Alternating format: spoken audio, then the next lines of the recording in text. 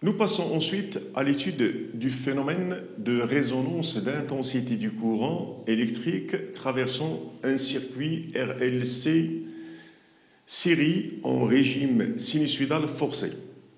Et pour cela, nous allons partir de la relation exprimant l'impédance Z du circuit RLC. Z égale U efficace divisé par I efficace.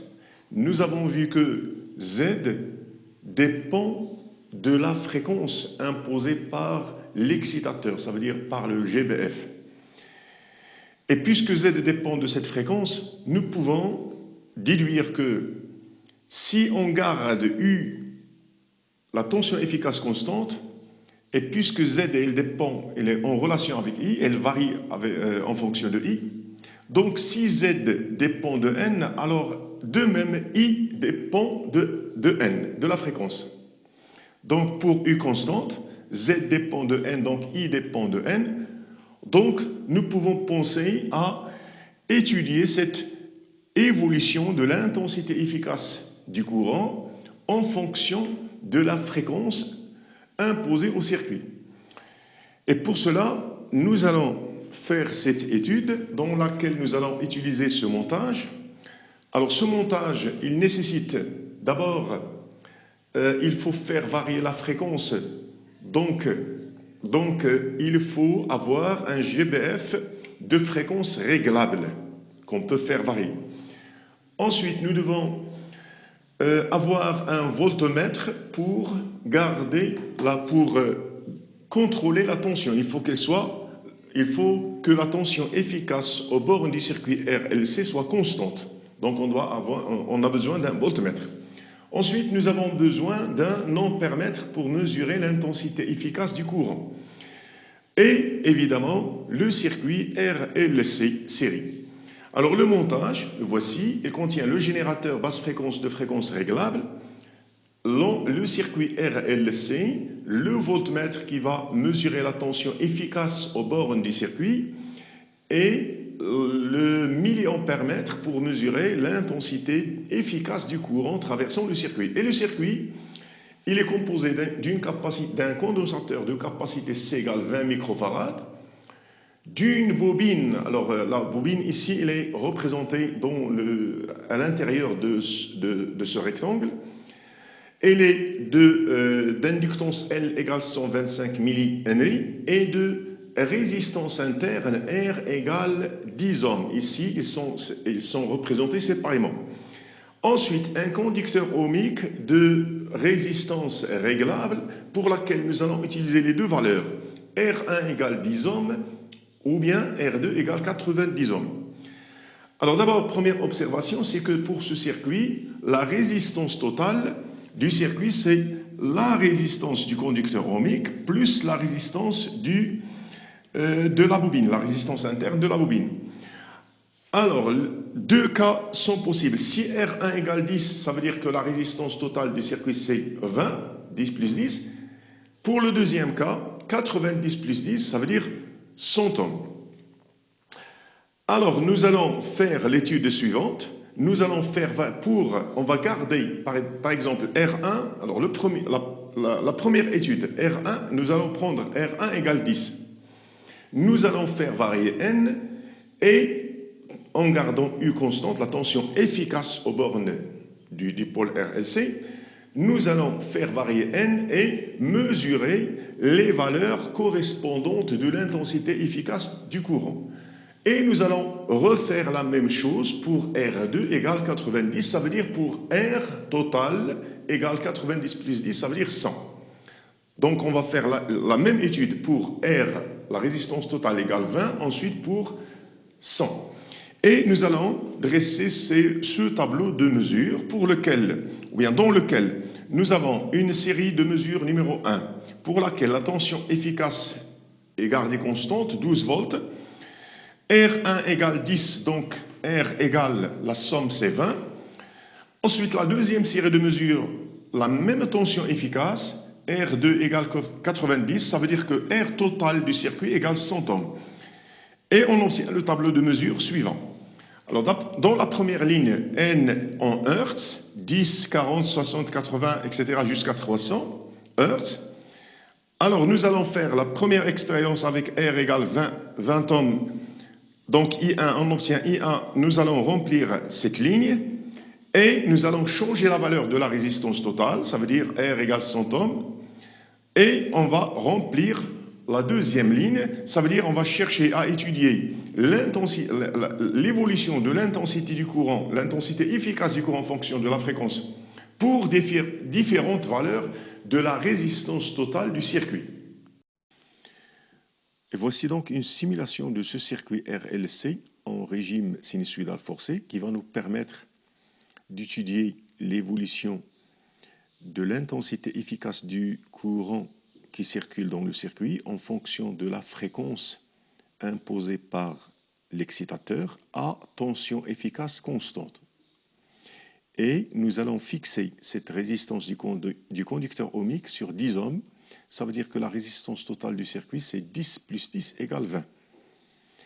Donc je commence par une fréquence égale à 10 Hz. Je vais voir quelle est l'intensité du courant qui traverse le circuit lorsque la tension se stabilise sur 12 volts.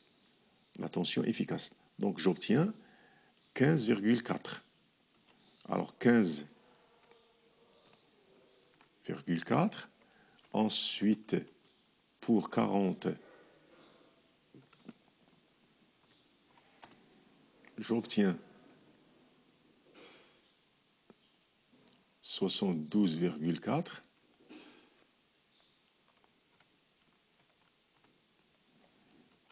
Pour 60.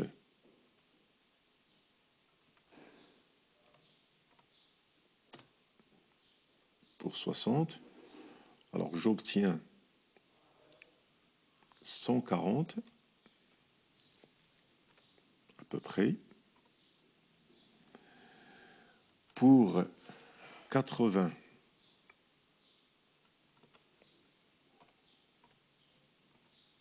j'obtiens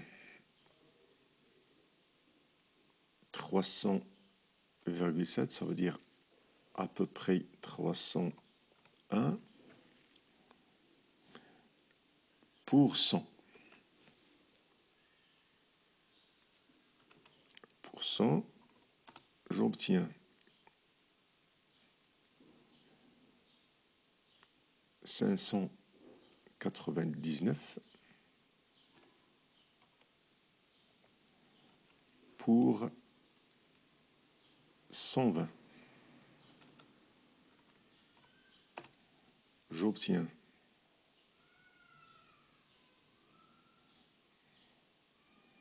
330, à peu près 333.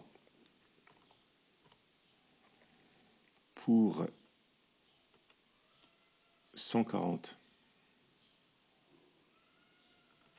j'obtiens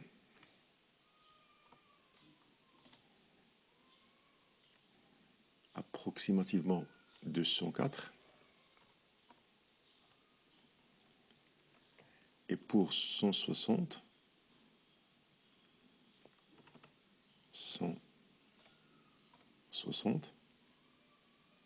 j'obtiens 149. Pour 300,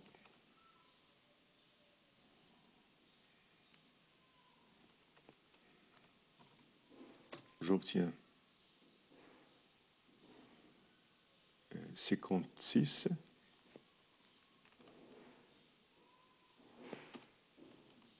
Et je vais maintenant changer la valeur de la résistance de 10 à 90. Ça veut dire que la résistance totale du circuit, c'est 100. Et je vais refaire la même chose. Alors, je vais relever directement ces valeurs. Donc, voici les valeurs trouvées. Alors, observez les courbes représentatives de I en fonction de N. Pour R1 égale 20 ohms en bleu, ça veut dire pour la plus faible résistance, et pour la plus grande, R2 égale 100 ohms, observez la courbe. Alors, observons que la courbe elle présente un maximum dans les deux cas, seulement elle est plus aplatie si la résistance est plus forte. Ou bien disons que plus la résistance est faible, plus le maximum qu'elle présente est aigu. Observez que le maximum pour les deux courbes, il est atteint pour approximativement 100 Hz. Voici la valeur pour laquelle nous avons obtenu les valeurs maximales. 100 Hz, nous avons obtenu ici à peu près 600, et pour l'autre 120. Observez que c'est le maximum.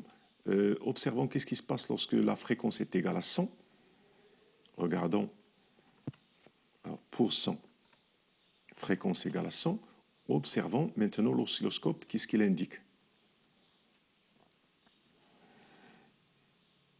Alors, observez que ces deux tensions, la tension aux bornes de la résistance, ou bien disons l'intensité du courant, et la tension, ces deux fonctions sont en phase. Ça veut dire que lorsque I est égal à 100 Hz, et lorsque N est égal à 100 Hz, cette fréquence qui nous a permis d'obtenir les fortes valeurs de l'intensité, pour cette fréquence, la tension et l'intensité du courant sont en phase. Ça veut dire que la valeur de phi est égale à 0. Et ceci dans les deux cas, pour quelle que soit la valeur de la résistance. Pour 10 aussi, j'obtiens, observez les deux, elles sont en phase. Et donc, selon les résultats numériques obtenus dans cette simulation, nous avons tracé les courbes I efficaces en fonction de la fréquence N imposée au circuit, et nous avons obtenu des courbes qui ont cette allure croissante, ensuite passe par un sommet, un maximum, puis décroissante, pour les deux valeurs de la résistance. Alors, lorsque l'intensité atteint son maximum, on dit que le circuit est en état de résonance.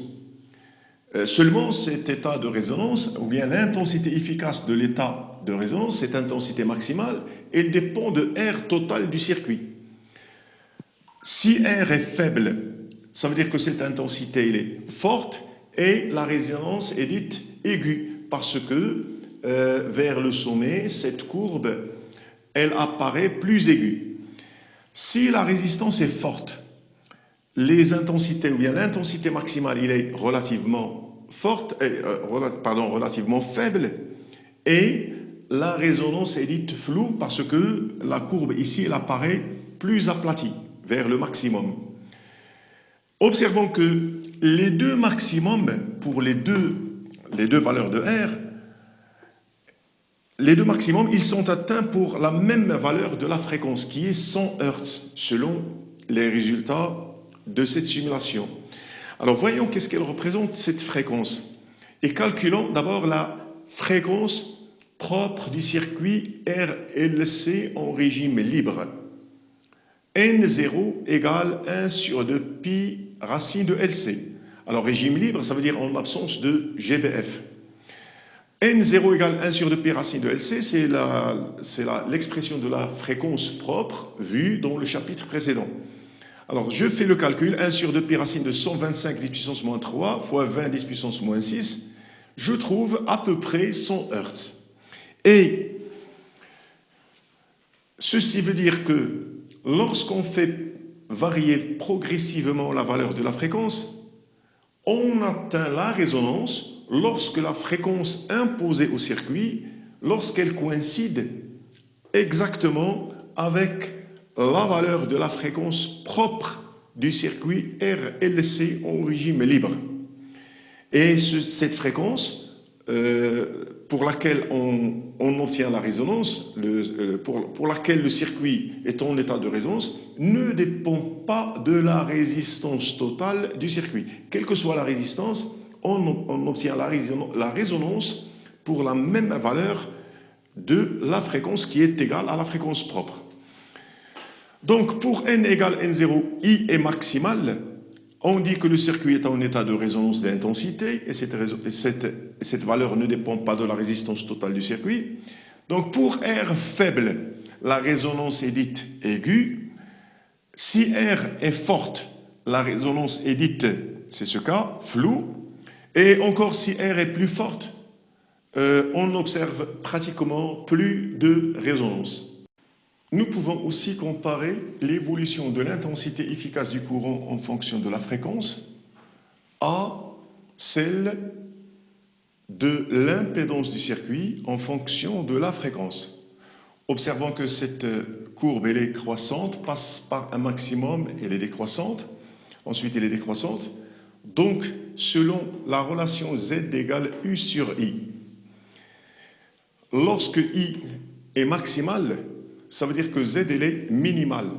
Et l'allure, elle est l'allure de Z en fonction de N, elle est l'inverse de celle de I. Ça veut dire que cette courbe Z en fonction de N, elle sera décroissante, va passer par un minimum, ensuite croissante. Et en ce point, on atteint la résonance, on est à la résonance du circuit, pour lequel Z0 égale U sur I0. Alors I0 maximal, donc Z0 elle est minimale, et sa valeur c'est la résistance, ou bien elle est égale à la résistance totale du circuit. Donc à la résonance, I est maximale, donc Z elle est minimale, Z égale R. Le circuit RLC se comporte donc à la résonance comme un conducteur ohmique dont la résistance est la résistance totale du circuit RLC. Nous passons ensuite voir quelques grandeurs qui caractérisent l'état de résonance d'un circuit RLC en régime sinusoïdal forcé. Alors, à la résonance, et selon le tableau précédemment établi, le tableau de mesure, pour une résistance totale R égale à 20 ohms, nous avons à la résonance I01, ça veut dire la valeur maximale de l'intensité efficace, I01 est égal à 600 mA à peu près. Et pour une tension, ceci pour une tension U égale 12 volts. Donc, je vais calculer l'impédance du circuit à l'état de résonance. Je trouve U sur I, efficace, est égal à 12 divisé par 600 10 puissance moins 3. Je trouve Z1 égale 20 ohms. Observez que à l'état de résonance, l'impédance 20 ohms est égale à la résistance totale du circuit. Pour R égale 100 ohms, I02 égale 120 mA, U égale 12 volts. Je trouve Z2 égale, je fais la même chose, je trouve Z égale 100. Ça veut dire que dans les deux cas, quelle que soit la valeur de R, à la résonance, l'impédance du circuit, RLC, est égale à la résistance totale du circuit. Vous faites attention ici, c'est la résistance totale. Ça veut dire, ici, dans le cas de notre circuit, c'est la résistance du conducteur ohmique plus la résistance de la bobine. Ou bien, s'il s'agit d'un ensemble de conducteurs ohmiques, c'est la résistance du conducteur équivalent, et on doit lui ajouter la résistance de la bobine. C'est la résistance totale, elle est égale à l'impédance Z du circuit à la résonance. Pour une autre relation, c'est la relation qui donne la fréquence du circuit à la résonance. C'est la fréquence propre. Alors j'écris que N0 est égal à 1 sur 2 pi racine de LC. Je vais passer 2 pi ici, je mets au carré. Je trouve 2 pi N0 au carré LC égale 1. Donc, puisque 2 pi N0 c'est oméga 0 et oméga 0 ici représente la pulsation à la résonance. Donc je trouve la relation L oméga 0 carré C égale 1. Ensuite, au cours de l'animation, ou bien à la fin de cette simulation, nous avons vu que U et I sont en phase lors de la résonance, ça veut dire lorsque la fréquence est égale à 100 Hz. Donc, à la résonance, le déphasage de U par rapport à I, il est nul, phi égale 0. Ensuite, nous allons définir ce qu'on appelle la bande passante à moins 3 décibels pour un circuit RLC en régime forcé. Et nous allons introduire cette notion depuis la courbe I efficace en fonction de n, et nous allons considérer l'intensité efficace à la résonance, ça veut dire la valeur maximale. Si je divise I0 par racine de 2, je trouve cette valeur ici. Alors cette valeur I0 sur racine de 2, elle correspond à deux abscisses, N1 et N2. Alors cette bande de fréquence entre N1 et N2 s'appelle la bande passante à moins 3 décibels. Sur le plan valeur numérique, I0, lorsque la résistance était la résistance totale, selon l'étude précédente, lorsque la résistance totale était 20 ohms, I0 à peu près 600 mA, je divise I0 par racine de 2, je trouve à peu près 424. 424 mA correspond à 87,5 Hz et 113 Hz. Alors cette différence, delta n égale 113 moins 87,5, donne ce qu'on appelle la bande passante delta n. Alors observez que pour une fréquence entre N1 et N2, ou bien lorsque la fréquence est entre N1 et N2, donc ça veut dire dans la bande, à l'intérieur de la bande passante, l'intensité efficace du courant, elle est relativement forte. Elle est supérieure à I0 sur racine de 2. Si on sort de cette bande de fréquence, ça veut dire pour une valeur de n supérieure à n2 ou bien inférieure à n1, on obtient une intensité efficace relativement faible. Donc soit I0, l'intensité efficace à la résonance, soit N1 et N2, les fréquences pour lesquelles I égale I0 sur racine de 2. Si je fais le calcul, I0 sur racine de 2, je trouve 600 sur racine de 2, ça veut dire 424. Et 424 correspond à 87,5 et 113. Delta n égale N2 moins N1, cette différence est appelée la bande passante à moins 3 décibels. Dans ce cas, delta n égale, dans cette largeur, c'est 25,5 Hz. Nous allons comparer ce delta n au rapport R sur 2 pi L. Alors R sur 2 pi L est égal à 20 sur 2 pi fois 125 10 puissance moins 3 est égal à 25,5. L'unité, c'est le Hertz, parce que, tout simplement, on peut le démontrer. Pour montrer que l'unité, c'est le Hertz, on va chercher, ou bien on va faire une analyse dimensionnelle du rapport R sur 2 pi L. Alors, l'analyse dimensionnelle va donner R sur 2, la dimension de R sur 2 pi L, c'est la dimension de R. Alors, une résistance, c'est une tension divisée par une intensité.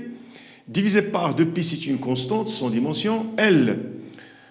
Donc, l'inductance. Donc, c'est U sur I multiplié par. Alors, L, je vais utiliser cette relation, U égale L dI sur dt. La tension au bord d'une bobine. Donc, L, la dimension de L, c'est la dimension de U, fois la dimension d'un temps, divisé par l'intensité du courant.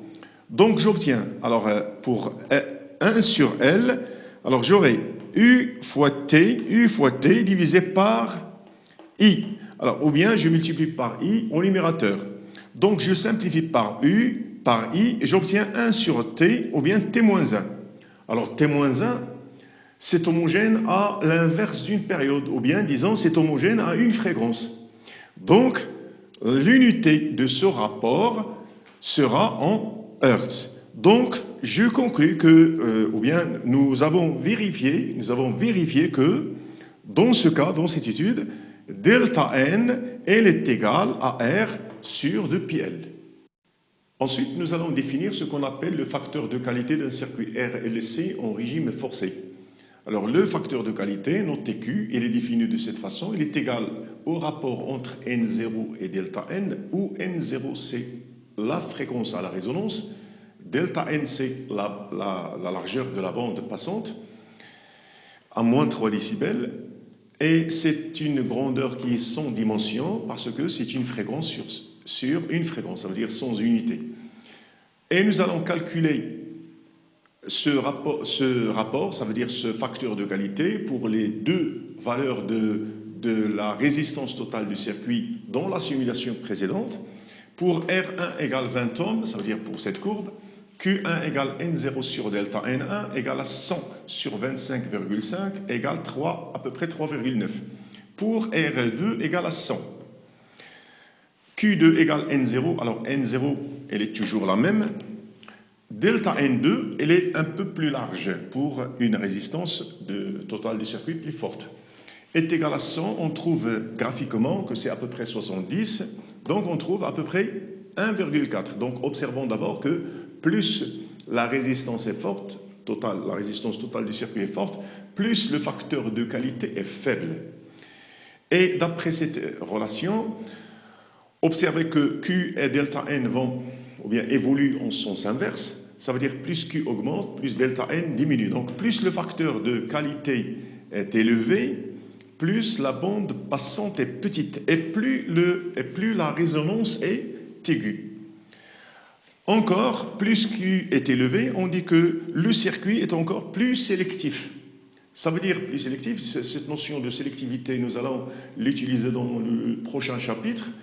Alors, un circuit est sélectif si, pour une très faible bande de fréquence, les intensités sont très fortes. Ça veut dire qu'il sélectionne un très petit intervalle de fréquences pour lesquelles l'intensité est très grande. Alors, on peut aussi exprimer delta n autrement. Alors, d'abord, n0 sur delta n, ou bien, puisque delta n, nous l'avons déjà exprimé, c'est r sur 2πl, et n0, c'est la fréquence propre du circuit, c'est 1 sur 2π racine de LC. Donc, je peux écrire que Q est égal n0, 1 sur 2π racine de LC, divisé par delta n, ça veut dire que je dois diviser par r et diviser par r sur 2πl, ou bien multiplier par l'inverse, multiplier par 2πl sur r. J'obtiens Q égale 1 sur r racine de L sur C.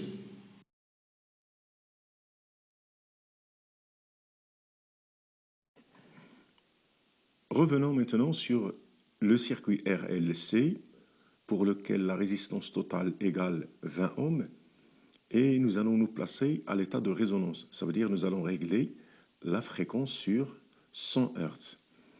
Et l'état de résonance, il est reconnaissable par le fait que U et I, vous voyez ici U en rouge, et la tension aux bornes de la résistance en noir, U et I sont en phase, phi égale 0. Donc le circuit est à l'état de résonance. Et observez que la tension efficace aux bornes du pôle RLC est 12 volts, celle aux bornes du condensateur 47 volts et aux bornes de la bobine,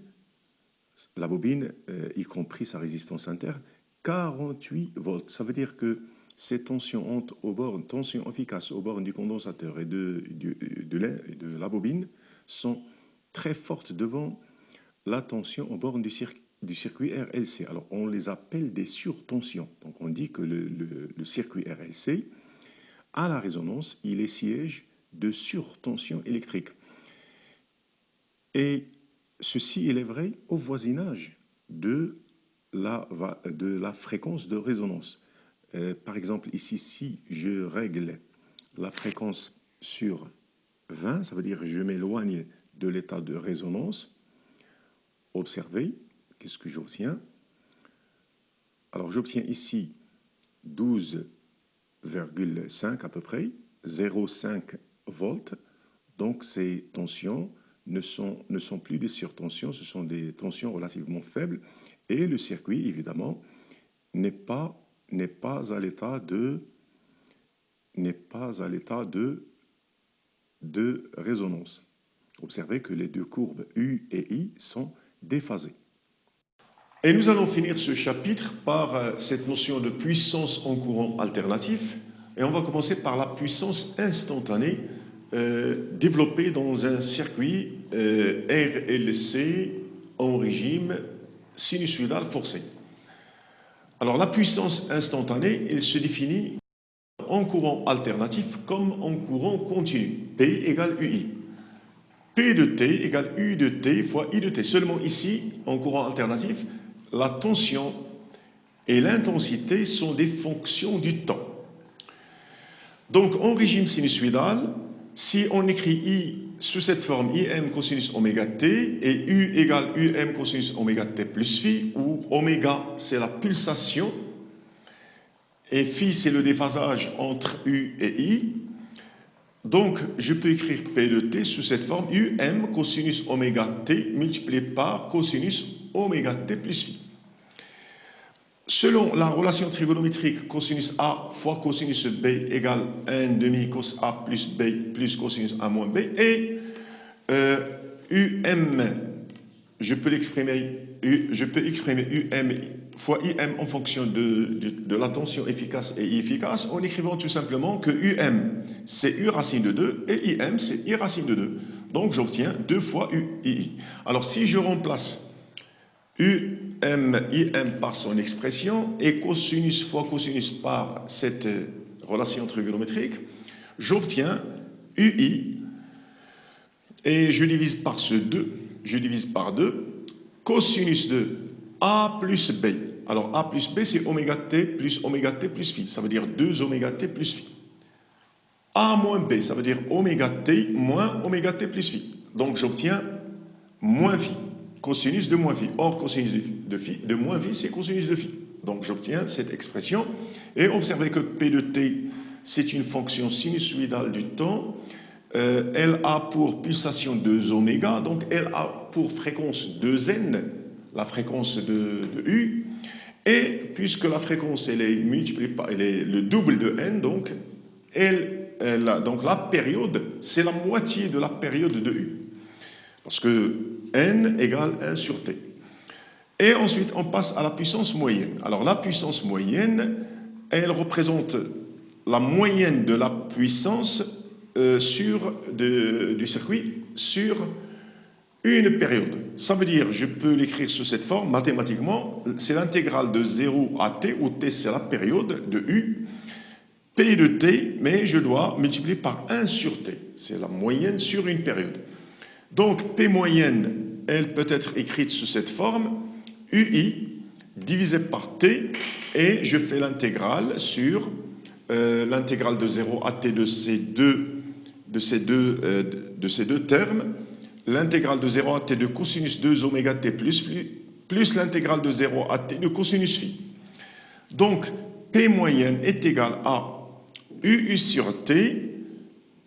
Alors, la primitive du cosinus de 2 oméga t plus phi, d'abord, je dois diviser par 2 oméga, et le cosinus va donner sinus de 2 oméga t plus phi.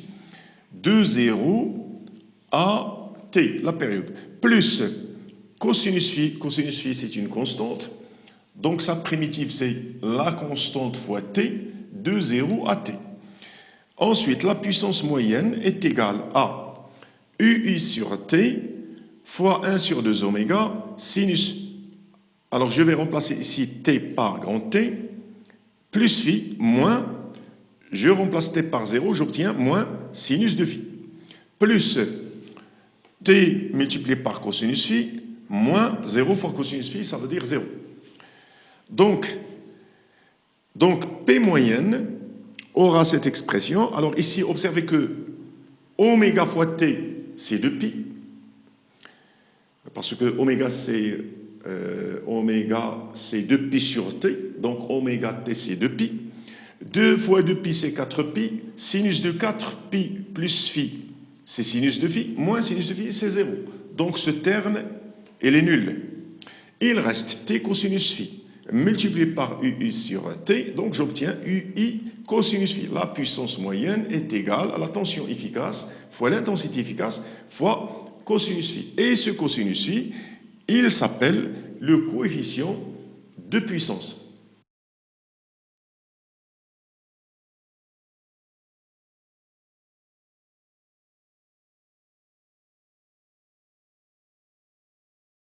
Dans ce deuxième exercice d'application, il s'agit de l'étude d'un circuit RLC en régime sinusoïdal forcé. Et dans sa première question, on demande de schématiser le montage expérimental permettant de visualiser la tension au bord du circuit RLC et le courant qui le traverse sur l'écran d'un dispositif informatique adéquat qui va être utilisé comme un oscilloscope. Alors pour cela, nous allons représenter d'abord le générateur basse fréquence, ça veut dire l'excitateur. Ensuite, le circuit RLC et on doit mettre toujours là le conducteur ohmique à l'extrémité du côté de la masse pour pouvoir visualiser la tension au bord de ce conducteur ohmique. Alors deux voies. La première voie Y1, elle permettra de visualiser la tension U. Ici d'abord U et I sont représentés en convention récepteur, ils sont opposés. Alors Y1, il va visualiser, cette voie va visualiser la tension entre ce point et la masse. Ça veut dire la tension U, prise dans ce sens. UR, alors UR, il sera représenté il sera visualisé par la voie Y2. Alors on visualise par Y2 la tension qui est entre Y2 et la masse, ça veut dire UR. Et puisque UR égale RI, ça veut dire UR et I sont proportionnels, l'allure de la courbe UR de T est la même que celle de I de T. Ça veut dire que Y2 va visualiser autrement l'intensité du courant. Donc, Y1 visualise la tension, Y2 visualise l'intensité du courant. Et pour la deuxième question, nous devons calculer la résistance interne R de la bobine. Et pour cela, nous allons partir de cette observation des courbes. Alors, observons ces deux courbes sont en phase. L'une représentant la tension, l'autre l'intensité du courant. Donc la tension et l'intensité du courant sont en phase, donc on peut déduire que le circuit est à l'état de résonance. Ils sont en phase, ça veut dire le déphasage est nul. Et donc l'impédance Z du circuit RLC, elle est égale à la résistance totale de ce circuit, ça veut dire la résistance du conducteur ohmique plus la résistance interne de la bobine. Donc, je peux dire que R est égal à Z moins R. Alors, R, il est connu, il faut exprimer Z. Alors, selon la loi d'Ohm en courant alternatif, Z égale U max, la valeur maximale de la tension, divisée par la valeur maximale du courant. Bien, U égale ZI. Avec I max, alors si je veux exprimer l'intensité maximale, je dois me diriger sur le conducteur ohmique parce qu'au bord du conducteur ohmique, UR max est égal à RI max.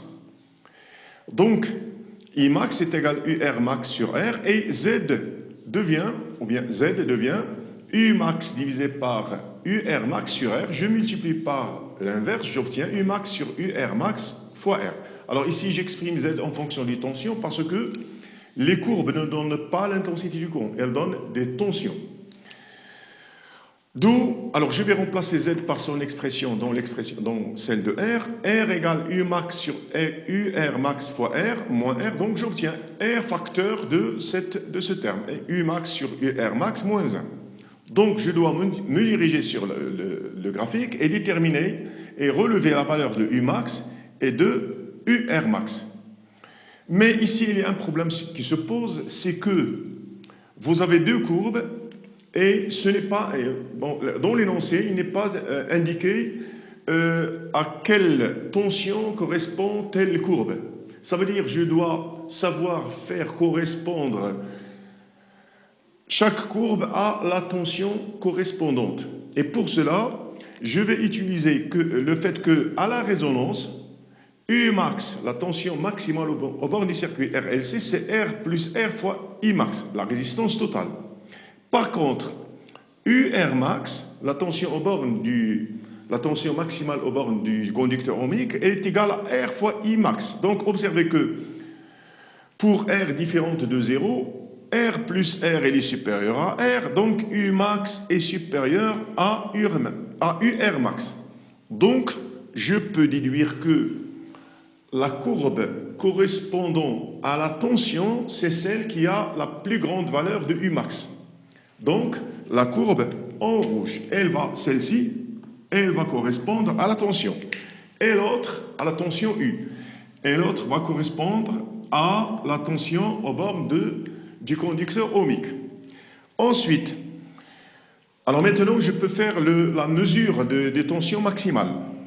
Seulement ici, il faut faire attention en utilisant l'échelle. Alors ici, l'échelle, vous avez 2,5, ou bien la sensibilité verticale, 2,5 volts pour 5 divisions, 5 petites divisions. Alors, avant de commencer, je dois donner, ou bien faire correspondre à une division le nombre de volts. Ça veut dire, je dois diviser 2,5, je dois la diviser par 5. Donc, j'obtiens pour une division, quelle est la tension correspondante. Donc, je peux calculer Umax. Umax est égal à 2,5 sur 5. Et Umax, elle contient 1, 2, 3, 4, 5 et 5, ça fait 10. 10 divisions. Donc 2,5 sur 5 fois 10 divisions, oui, est égal à 5 volts. L'autre, seulement 8 divisions. Donc, de la même façon, 2,5 divisé par 5, multiplié par 8, égale 4. Alors, j'ai maintenant les tensions, je dois les remplacer dans l'expression de R, et j'obtiens R égale 45 sur 4 moins 1 ohm, j'obtiens R égale 10 ohms. Et pour la troisième question, nous devons déterminer la valeur de la puissance dissipée par effet Joule dans le circuit.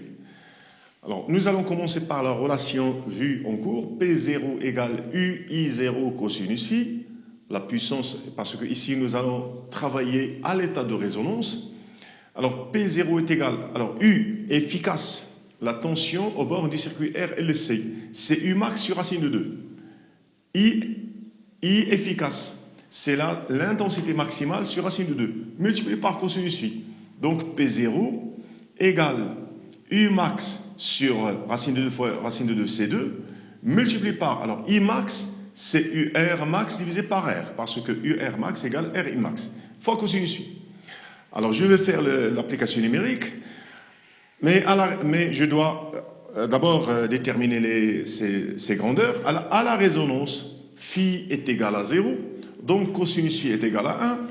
U max, c'est 5 volts déjà trouvé. UR max, c'est 4. Donc, je fais l'application numérique. P0 égale 5 fois 4 sur 2 fois 40 fois 1. J'obtiens 0,25 watts. Bon, ici, l'unité dans le système international, c'est le watt. Et les tensions sont en volts, la résistance en ohms. Ou bien, alors je peux travailler autrement, mais toujours en commençant par la même expression. P0 égale UI0 cosinus phi. Alors, U efficace au bord du dipôle RLC, c'est ZI. Et à l'état de résonance, Z égale R plus R. Donc, j'obtiens U égale R plus R fois I0. Et je dois encore multiplier par I0 cosinus phi. Donc, j'obtiens P0 égale R plus R, I0 cosinus phi. Or, U0 est égal UR sur R, c'est U efficace. Alors, c'est l'intensité efficace est égale la tension efficace au bord de la résistance divisée par la valeur de la résistance du conducteur ohmique, est égal U efficace, c'est UR max divisé par racine de 2, divisé par ce R. Donc, j'obtiens P0, je vais revenir à cette relation, P0 est égal R plus R multiplié par I0 au carré. Je fais l'application numérique, j'obtiens 40 plus 10, c'est 50, multiplié par 1 sur 2, parce que racine de 2 au carré, c'est 2, 4 divisé par 40 watts, et j'obtiens P0 égale 0,25 watts.